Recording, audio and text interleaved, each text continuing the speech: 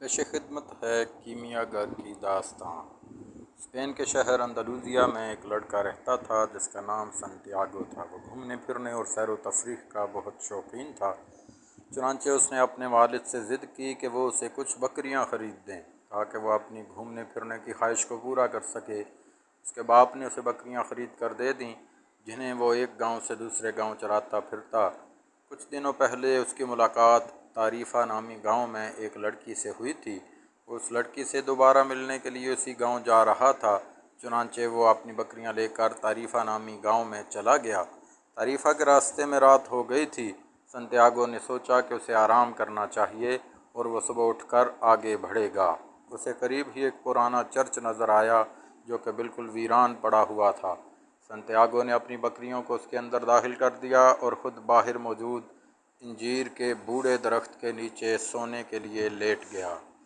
سنتیاگو نے خواب میں دیکھا کہ بہت بڑا صحرا ہے جس میں پتھر کے بہت بڑے بڑے اہرام ہیں جن کے نیچے بہت بڑا خزانہ چھپا ہوا ہے جو سنتیاگو کو اپنی طرف بلا رہا ہے۔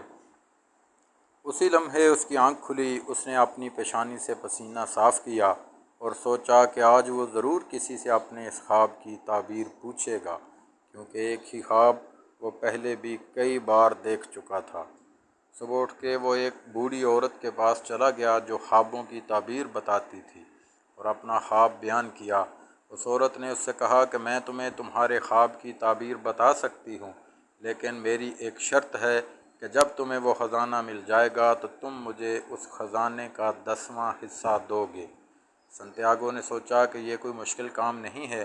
جب اس کے پاس اتنا زیادہ مال ہوگا تو اسے 10واں حصہ دینے میں کوئی مشکل نہیں ہوگی۔ وہ اس شرط کو مان گیا۔ عورت نے اس سے کہا کہ فوراً مصر روانہ ہو جاؤ اور اہرام مصر جا کر کھدائی شروع کرو۔ وہاں ایک خزانہ ہے جو تمہیں مل جائے گا۔ یہ سن کر چرواہے نے اس عورت کو فراڈ اور جھوٹا سمجھا اور اسے کہا کہ میں یہ سب کچھ خواب میں دیکھ چکا ہوں، اس میں تو کوئی نئی بات نہیں، اور وہاں سے واپس چلا آیا۔ واپسی پر بازار کسی کام سے رکا۔ وہاں ایک بوڑھا آدمی سنتیاگو کے پاس آیا اور اس سے گپ شپ کرنے لگا۔ سنتیاگو بوڑھے کی باتوں پر دھیان نہیں دے رہا تھا بلکہ اس کی باتوں سے بہت تنگ آ رہا تھا کہ اچانک بوڑھے نے اسے کہا کہ وہ اسے خزانے کے بارے میں کچھ بتا سکتا ہے۔ یہ بات سنتے ہی چرواہے نے بوڑھے کی طرف حیران ہو کر دیکھا کہ اس کو کیسے پتہ چلا کہ مجھے خوابوں میں خزانہ نظر آتا ہے۔ پھر اچانک اس نے سوچا کہ اس بوڑھی عورت نے اسے یہ سب بتایا ہوگا، اسی نے اس کو میرے پیچھے لگایا ہوگا تاکہ میں اس کی شرط مان جاؤں۔ لیکن بوڑھے نے کہا کہ وہ کسی بڑھیا کو نہیں جانتا جس نے خواب کی تفسیر بیان کی ہو۔ اس کے بعد بوڑھے نے زمین پر نوجوان کے والد اور والدہ کے نام لکھے اور کچھ ایسے راز بھی لکھے جو سنتیاگو نے کبھی کسی کو نہیں بتائے تھے۔ یہ دیکھ کر نوجوان بہت حیران ہوا اور بوڑھے کی طرف متوجہ ہوا۔ وہ بوڑھے کی باتیں سننے لگا۔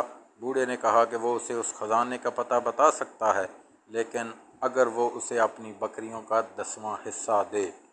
چرواہے نے جواب دیا کہ وہ بکریوں کا 10واں حصہ تو نہیں دے سکتا، لیکن خزانے کا 10واں حصہ ضرور دے گا۔ بوڑھا کہتا ہے کہ میں تمہیں کیسے اس چیز کے بدلے ایک راز بتا سکتا ہوں جو ابھی تمہاری اپنی ملکیت نہیں ہے۔ لڑکا سوچ میں گم ہو جاتا ہے۔ بوڑھا آدمی اسے کہتا ہے بچپن میں لوگ اپنی خواہشوں اور خوابوں میں گم ہو جاتا ہے۔ انسان اپنے مقصد کو حاصل کرنے اور اپنے مقاصد کو پورا کرنے میں ناکام نظر آتا ہے، لیکن حقیقت یہ ہے کہ جب کوئی خلوص نیت سے اپنے مقصد کے حصول کے لیے نکل پڑتا ہے تو ساری کائنات اسے اپنا مقصد حاصل کرنے میں مدد دیتی ہے۔ نوجوان سوچ میں پڑ جاتا ہے اور اس نے فیصلہ کیا کہ اس بوڑھے کی بات سننی چاہیے۔ اس وقت چرواہے نے اپنی بکریوں کا 10واں حصہ چھوڑ دیا اور باقی تمام بکریوں کو بیچ دیا اور اس کے بدلے میں کچھ سکے اور کچھ سونا لے لیا۔ بوڑھے آدمی کو بکریوں کا 10واں حصہ دے دیا اور اپنے سفر کے لیے تیار ہو گیا۔ راستے میں بوڑھے آدمی نے اسے سفر کی کچھ ہدایات دیں اور 2 پتھر بھی دیے جن کی مدد سے وہ قدرت کے اشاروں کو اچھی طرح سمجھ سکے گا، اچھے فیصلے کرنے اور تمام ممکنہ پریشانیوں سے بچنے کے قابل ہوگا۔ اس کے بعد چرواہا ساحل سمندر پر پہنچا اور افریقہ جانے والے جہاز میں سوار ہو گیا۔ مراکش کے شہر تنجیر پہنچ کر اس نے سوچا کہ کچھ دن وہیں رک جاؤں تاکہ سفر کی تھکاوٹ کم ہو تو آگے بڑھوں۔ وہ ابھی تنجیر میں ہی تھا جب 5 ڈاکوؤں نے اس پر حملہ کیا اور اس کا تمام مال اور سفری سامان لے گئے۔ وہ بے بسی کی تصویر بنا سوچنے لگا کہ اس سے تو بہتر یہ تھا کہ وہ اپنی بکریاں چراتا رہے اور اس خواب کے پیچھے نہ بھاگتا۔ کم از کم اس سے پہلے اس کے پاس کچھ بکریاں تو تھیں، اور اب وہ بالکل خالی ہاتھ رہ گیا تھا۔ پیسے کی کمی کی وجہ سے سنتیاگو واپس بھی نہیں جا سکتا تھا، اور اگر وہ واپس آتا بھی تو کیا کرتا؟ اس صورتحال میں سنتیاگو نے اپنا سفر جاری رکھنے اور خزانہ تلاش کرنے کا فیصلہ کیا۔ اس نے ہمت کی اور اٹھ کر تنجیر شہر کے بازار میں چلا گیا۔ وہاں اسے مٹی کے برتن اور پتھر کے برتن اور خوبصورت گلدانوں کی دکان ملی۔ وہ دکان کے اندر گیا اور مالک سے کہا کہ وہ اس کی دکان کے گندے سامان کی صفائی کر سکتا ہے اور اس کے بدلے میں صرف 2 وقت کی روٹی مانگتا ہے۔ مالک اس کا مطالبہ مان لیتا ہے اور اسے نوکری پر رکھ لیتا ہے۔ جیسے ہی سنتیاگو پہلے برتن کو اٹھا کر صاف کرتا ہے، وہ اسے اچھی طرح رکھتا ہے۔ ایک گاہک آتا ہے اور پوری دکان کا جائزہ لینے کے بعد وہ برتن پسند کرتا ہے اور وہیں خرید لیتا ہے۔ اسی دن دکان میں کچھ پرانے برتن بھی فروخت ہوتے ہیں۔ یہ دیکھ کر دکان کا مالک سوچتا ہے کہ کیوں نہ اس نوجوان کو باقاعدہ ملازمت پر رکھا جائے اور اسے معقول تنخواہ دی جائے۔ اس کے بعد سنتیاگو کو نوکری مل جاتی ہے۔ اگلے 6 ماہ تک وہ دکان پر سخت محنت کرتا ہے۔ کام بہتر ہونے پر مالک اسے تنخواہ سے زیادہ رقم بھی دیتا رہتا ہے اور اپنی پوری تنخواہ اکٹھی کرتا رہتا ہے۔ وہ پھر سے مشن کی تکمیل کے لیے بےتاب ہو جاتا ہے۔ ایک دن اسے پتہ چلتا ہے کہ مراکش سے مصر جانے والا قافلہ صحرائے صحارا سے گزرے گا۔ سنتیاگو اس کی دکان کے مالک کے پاس جاتا ہے اور اس سے اجازت لے کر قافلے میں شامل ہو جاتا ہے۔ کارواں میں سنتیاگو ایک انگریز سے ملتا ہے جو اسے بتاتا ہے کہ وہ برطانیہ سے ایک ایسے کیمیا دان کی تلاش میں یہاں آیا ہے جس کی عمر 250 سال بتائی جاتی ہے، اور وہ لوہے اور تانبے جیسی دھاتوں کو سونے میں بدل دیتا ہے۔ جب سنتیاگو اور انگریز اس کیمیا گھر کے گاؤں پہنچتے ہیں تو 2 صحرائی قبائل کے درمیان جنگ چھڑ جاتی ہے۔ وہ رک جاتے ہیں اور کیمیا گھر کو ڈھونڈتے ڈھونڈتے ایک کنویں کے پاس آتے ہیں۔ جہاں عورتیں کنویں سے پانی نکال رہی تھیں، وہاں نوجوان کی ملاقات فاطمہ نامی لڑکی سے ہوتی ہے اور وہ دونوں ایک دوسرے کو پسند کرنے لگتے ہیں۔ اس کے بعد روزانہ سنتیاگو اس کنویں پر پانی پینے اور فاطمہ سے ملنے کے لیے جاتا ہے۔ پھر ایک دن سنتیاگو اور انگریز کی ملاقات اس کیمیا گھر سے ہو جاتی ہے۔ انگریز اسے اپنے آنے کا مقصد بتاتا ہے۔ کیمیا گھر کہتا ہے کہ تم مجھے اتنے عرصے سے ڈھونڈ رہے تھے، کیا تم نے کبھی خود تانبے کو سونے میں تبدیل کرنے کی کوشش کی ہے؟ انگریز کہتا ہے کہ نہیں، اس نے کبھی کوشش نہیں کی۔ کیمیا گھر کہتا ہے کہ واپس جاؤ اور پہلے خود کوشش کرو۔ یہ سن کر انگریز واپس چلا جاتا ہے اور سنتیاگو وہیں رک جاتا ہے۔ اب وہ کافی دن یہاں رکتا ہے۔ کافی عرصہ ہو جاتا ہے۔ اپنے سفر کے دوران وہ قدرت کی نشانیوں کو سمجھنے لگتا ہے۔ بوڑھے کے دیے ہوئے پتھر بھی اس کے پاس ہوتے ہیں۔ ایک دن اس نے دیکھا کہ آسمان پر 2 شکرے لڑتے ہوئے نیچے آ رہے ہیں۔ وہ سمجھ جاتا ہے کہ اس قبیلے پر حملہ ہونے والا ہے۔ وہ قبیلے کے سردار کے پاس بھاگا اور پھر اس کے پاس جا کے کہتا ہے کہ ایک لشکر اس گاؤں پر حملہ کرنے والا ہے۔ تو سردار اپنے جنگجوؤں کو حملے کے لیے تیار رہنے کا حکم دیتا ہے، اور وہ سنتیاگو سے کہتا ہے کہ اگر تمہاری بات غلط ثابت ہوئی تو تمہیں قتل کر دیا جائے گا۔ اگلے دن ایک لشکر گاؤں پر حملہ کر دیتا ہے اور پیشگی تیاری کی وجہ سے گاؤں والے جنگ جیت جاتے ہیں۔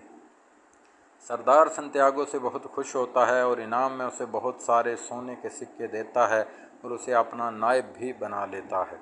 سنتیاگو سوچتا ہے کہ اسے اب یہیں رک جانا چاہیے۔ اس کے پاس دولت اور عزت تھی، اور سب سے بڑھ کر یہ کہ فاطمہ بھی یہیں ہی۔ اگلے دن وہ فاطمہ سے ملتا ہے تو فاطمہ اس سے متفق نہیں ہوتی۔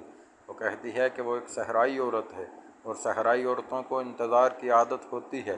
تم میری فکر مت کرو، تم جس مقصد کے لیے آئے ہو پہلے اسے پورا کرو۔ اسی رات وہ پہلے کیمیا گھر سے ملتا ہے اور اسے سب کچھ بتا دیتا ہے، اور کیمیا گھر اسے سمجھاتا ہے اور خود بھی اس کے ساتھ سفر پر نکل جاتا ہے، اور اسے کہتا ہے کہ وہ اس سفر میں جہاں تک مناسب ہوا اس کا ساتھ دے گا۔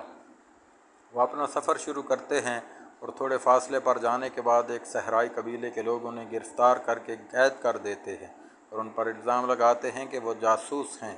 سنتیاگو سردار کو کہتا ہے کہ وہ جاسوس نہیں ہیں، وہ شکار کے لیے آئے تھے۔ قبائلی اس پر یقین نہیں کرتے ہیں اور سنتیاگو سے تمام سونے کے سکے چھین لیتے ہیں۔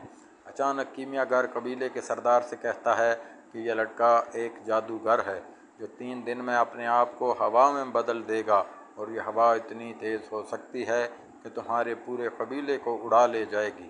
یہ سن کر سردار کو بہت ہنسی آتی ہے اور وہ کہتا ہے اگر 3 دن میں لڑکا خود کو ہوا میں نہ بدل سکا تو وہ ان دونوں کو مار ڈالے گا۔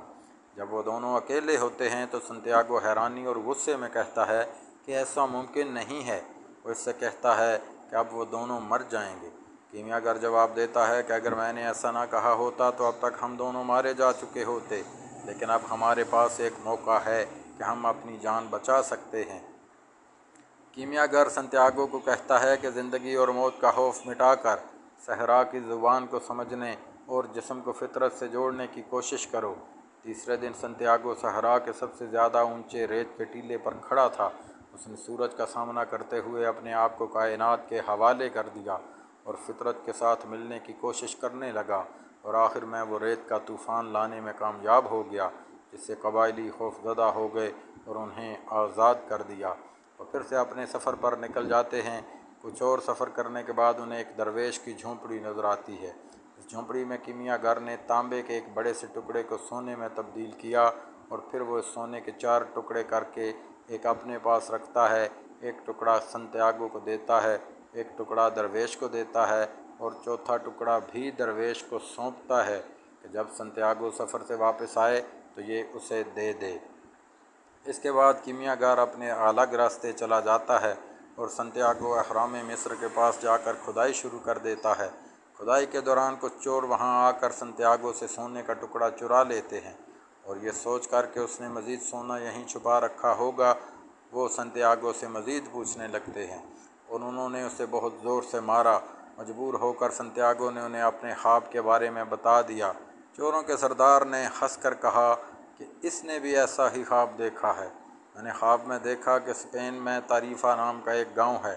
ٹوٹے ہوئے چرچ کے باہر انجیر کا ایک بہت بڑا درخت ہے جس کے نیچے خزانہ چھپا ہوا ہے، لیکن کبھی اس طرح خزانے کی تلاش میں کوئی اپنے خوابوں کے پیچھے یوں دوڑتا ہے کہ سردار سنتیاگو کو پاگل سمجھ کر چھوڑ کر چلا جاتا ہے۔ چوروں کے جانے کے بعد سنتیاگو بہت ہنستا ہے۔ اب اسے معلوم ہوتا ہے کہ اس کا خزانہ اسی درخت کے نیچے تھا جہاں اس نے سوتے ہوئے خواب دیکھا تھا، اور مصر سے مراد وہی انجیر کا درخت ہے جو سب سے پہلے مصر میں اگا تھا اور پھر باقی دنیا تک پہنچا تھا۔ وہ اٹھتا ہے اور خوشی خوشی واپسی کا سفر کر کے تاریفا گاؤں میں پہنچ جاتا ہے، درخت کے نیچے سے خزانہ نکالتا ہے اور پھر فاطمہ کے گاؤں کی طرف چل پڑتا ہے۔